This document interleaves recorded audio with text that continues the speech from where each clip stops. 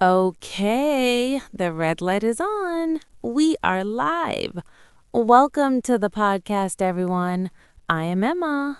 And I am Jake, the man with the most problems in the world. Hello, everyone. You always say that, Jake.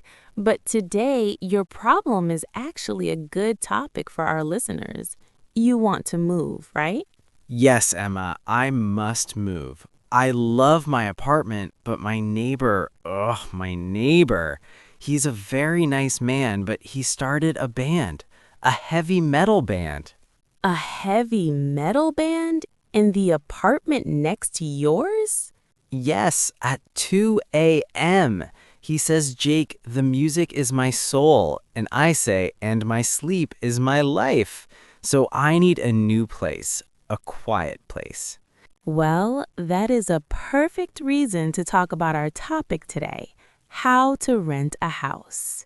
I am ready. I have my notebook, I have my pen. Let's do this. But Emma, I saw some words online and I am confused. That is why we are here. Tell me the first word. The word is landlord. Landlord. Is it a king? Does he own a castle? No, Jake. It's a B1 level word, but it's simple. A landlord is the person who owns the house or the apartment. You pay the money to this person. Ah, okay, so the house owner, landlord. It sounds very fancy. My current landlord is okay, but he doesn't stop the drummer.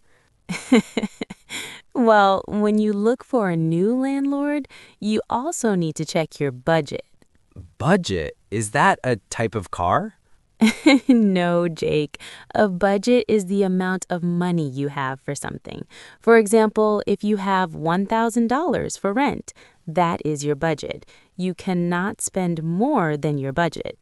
Oh, money planning. Okay, my budget is, well, it's not huge. I like pizza too much. We all love pizza, Jake, but you need to be careful. Rent is usually the biggest cost every month. True. So I look at the ads. I see spacious apartment. What does spacious mean? I know space, like the moon and stars. That is a great B1 word. Spacious means the house has a lot of space. It's big and open. You have room for your bed, your table, and maybe even your pizza oven. Spacious. I like that word. My current room is not spacious. It is, what is the word? Tiny? Yes, tiny or cramped. You want a spacious living room so you can relax without hearing the drums. Exactly. Okay, I find a spacious apartment. I like the landlord. I have to budget. But then I see a big word, deposit. Oh, the deposit. This is very, very important for every tenant. Wait, tenant? Is that another B1 word? Who is the tenant?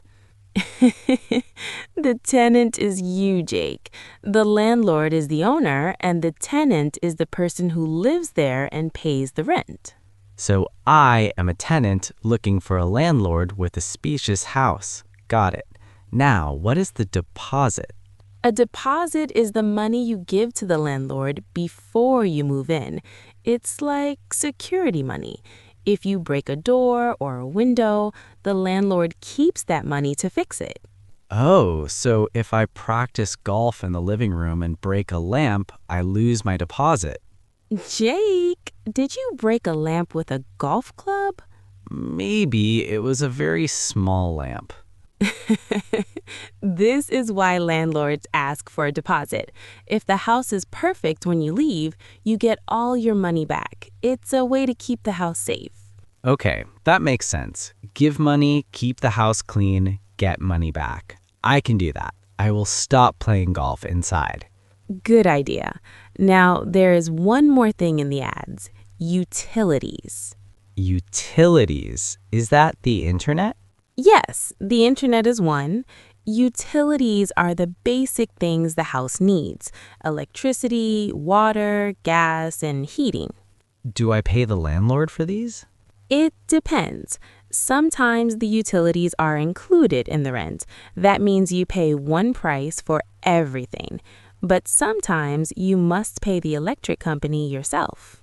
I prefer included. It's easier for my brain. One price, one payment. I agree. It's much simpler. But Jake, before you move in, you have to sign a lease agreement. Lease agreement? That sounds like a 500-page book of rules. It's not that long. It's just a contract. It says how long you will stay and how much you will pay. We should talk about that more. Yes, please. I don't want to sign something and then find out I am not allowed to have a cat. I want a cat in my new spacious house. A cat? You have a neighbor with drums and now you want a cat. You love noise, Jake. Cats are quiet. They just sleep and look at you. Okay, so we have landlord, tenant, spacious, budget, deposit, and utilities. You are learning fast. I am a professional tenant now. But Emma, I have a story about a viewing. Is that the word when you go to see the house? Yes, a viewing. What happened? I went to see a house yesterday. The landlord said it was spacious. I went there and it was a basement. I had to bend my head to walk. That is not spacious. That's a cave. I told him, "Sir, I am a man, not a mouse." Good for you. Never rent a cave, Jake. You need windows and light. Yes, I need light for my plants and for my future cat. Okay, we're off to a great start. But there is so much more to talk about, like the neighborhood and the location. Oh, yes, location is everything. I want to be near a park and a pizza shop. Always the pizza. Okay, let's continue this in the next part of our podcast. We have a lot more to cover. I am ready. Don't go anywhere, listeners. Part 2 is coming up. And remember, if you want to see more of our daily lives and English tips, check out the rest of the videos on our channel. Yes, see you in a minute. So, Jake, you mentioned the pizza shop and the park. That is a perfect way to start talking about location. Location. I know that word. Location, location, location. My dad always says that. But Emma, what does it really mean for a tenant? It's a B1 level word, but it just means where the house is. Is it near the city center? Is it near your job? Or is it very far away in the middle of nowhere? Oh, I lived in the middle of nowhere once. It was a disaster, Emma. To buy a bottle of milk, I had to walk for 40 minutes. 40 minutes. That is a bad location, Jake, especially if it's raining. For a good location, you want to be near public transport. You know, buses and trains. Yes, exactly. I don't have a car, so I need a bus stop. But Emma, there is another word I see in the news and ads, neighborhood. Is that the same as location? Good question. They are similar, but neighborhood is more about the vibe and the people. For example, is the neighborhood quiet? Is it safe? Are there many families or many students? Ah, I see. My current neighborhood is loud neighbor neighborhood. Not a good vibe. I want a friendly neighborhood, maybe a place where people say good morning and don't play the drums at night. That sounds like a dream. Now, let's talk about the inside of the house. You see the words furnished and unfurnished. Do you know the difference? I know furniture, chairs, tables, beds. So furnished means the house is full of stuff. Exactly. If a house is fully furnished, it means it has everything. You have a bed to sleep on, a sofa to watch TV, and a table to eat your pizza. You just bring your clothes and your toothbrush. I love that. I'm a very lazy man, Emma. I don't want to carry a heavy bed up 3 floors. My back hurts just thinking about it. I can imagine. But remember, unfurnished houses are usually cheaper. You pay less rent because the rooms are empty. You have to buy your own furniture. Less money is good, but buying a sofa is expensive and carrying it is hard. I think I prefer furnished. I want to walk in and sit down immediately. That makes sense for you. But Jake, if the house is furnished, you must be very careful with the amenities.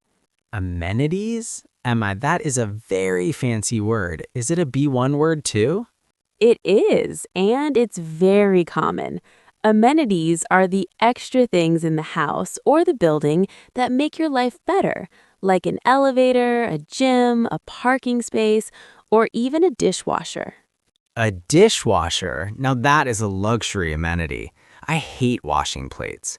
I usually just wait until I have no clean plates left. Jake, you are terrible. But yes, a dishwasher is a great amenity. Also, some buildings have a common area. That's a place where all the tenants can sit and talk or watch a movie. Can I bring my future cat to the common area? Maybe, but you have to check the lease first. Remember we talked about that? The contract. The contract, yes. I'm a bit scared of the contract, Emma. What if I sign it and the landlord says, Jake, you cannot have a cat, you cannot eat pizza, and you cannot breathe? The landlord cannot say you can't breathe, but the contract is important. You should look for the terms and conditions. That's just a B1 way of saying the rules. Rules, okay. Rule number 1, no drums. Rule number 2, cats are kings. But Emma, what if the landlord asks me for a reference? I heard this word yesterday and I felt nervous. Don't be nervous. A reference is just a person who knows you. The landlord wants to call someone and ask, is Jake a good guy? Is he a responsible tenant? Responsible? Well, I broke that window once. Do you think my old landlord will tell them? If you paid for the window and you were honest, it's okay. A reference is usually to check if you pay your rent on time. Landlords want to know they'll get their money every month. Oh, I always pay on time. I am very good with my payments. I have an app on my phone that says, Jake, pay the rent every first of the month. That's perfect. That shows you are reliable. That's another great B1 word. It means people can trust you. Reliable Jake. I like that. I'm a reliable, pizza-loving tenant looking for a spacious, furnished apartment in a safe neighborhood with a dishwasher. You are learning so much. You are ready for the next step. But Jake, there is one more thing. When you see the house, you need to check the condition. Condition? Like, is the house sick or healthy? Exactly. Is the house healthy? Are the walls clean?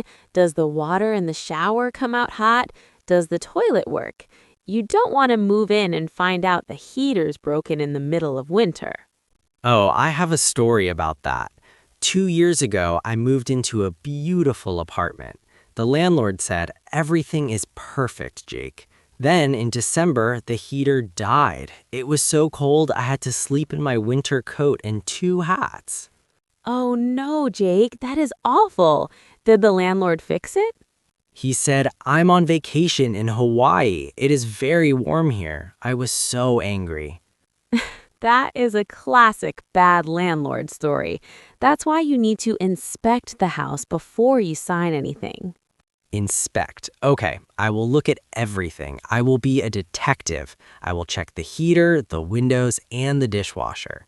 And check the maintenance rule in your contract. It says who pays when things break. Usually the landlord pays for big things like the heater. Good. I don't want to pay for a heater. I only want to pay for my pizza and my cat's food. Well, Jake, I think you have a lot of information now. You know about location, neighborhood, amenities, being a reliable tenant, and checking the condition. I feel like a professional now, but I still have questions about the moving day. It sounds like a lot of stress. It can be stressful, but we can talk about that. Actually, there are some very funny moving day stories we should share. Oh, I have many, like the time I lost my keys in a box of popcorn. Popcorn, Jake? How do you even do that? I was hungry and I was packing. It was a very confusing day. Well, let's talk about the big move and the inventory list. It's the final part of our journey to your new home. I'm ready. Let's keep going. I want to find my house today. Okay, let's get into the details of the big move. I am already stressed, Emma. My boxes are everywhere. But you said there is a list. A treasure list? I said inventory list, Jake, not a treasure list. Inventory is a very important B1 word. It is a detailed list of everything in the house before you move in. So it is like a menu. One bed, two chairs, and a very old fridge. Exactly. But it also describes the condition. For example, it says, the carpet is clean, or there's a small mark on the wall. You must check this list very carefully on your first day. Detective Jake is on the case. I will look at every wall. I will look under the bed.